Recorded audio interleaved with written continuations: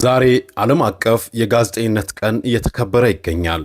በጋዛ ዘገባዎች ውስጥ ተሳትፎ የነበራቸውን እነኛን የጋዜጠኝነት ውሃ ልኮችን ብናመሰግንስ? ኮፒ ሊንክ ሪፖስት ማድረጋቸው እንዳይረሳ። ነፍሳቸውን የአይን ማረፊያ ልጆቻቸውን የሚሳሱላቸው ወላጆቻቸውንና ሁሉንም ነገር አደጋ ላይ ጥለው በጋዛ ያለውን እውነት ያሳዩን ጋዜጠኞች፣ በተለይ በጋዛ የሚገኙ ፍልስጤማውያን ዘጋቢዎች ልዩ ድፍረት ለማክበርና ማድነቅ የቃላት አቅም ያንስብኛል። ብዕሬ ጉልበት ይከደዋል።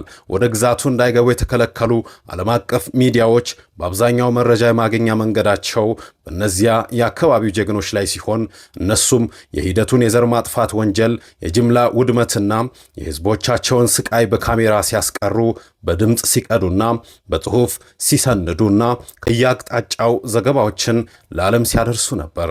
እነርሱ ዘጋቢዎች ብቻ አይደሉም።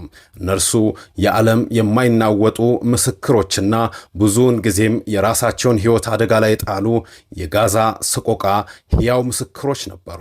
የፕሬስ ነጻነት ድርጅቶች እንደሚሉት አሁን ያለው ግጭት በመቶዎች የሚቆጠሩ ጋዜጠኞች የተገደሉበት ወይንም የቆሰሉበት፣ ለመገናኛ ብዙሃን ሰራተኞችም እጅግ ገዳይ ከሆኑት ግጭቶች አንዱ ነው።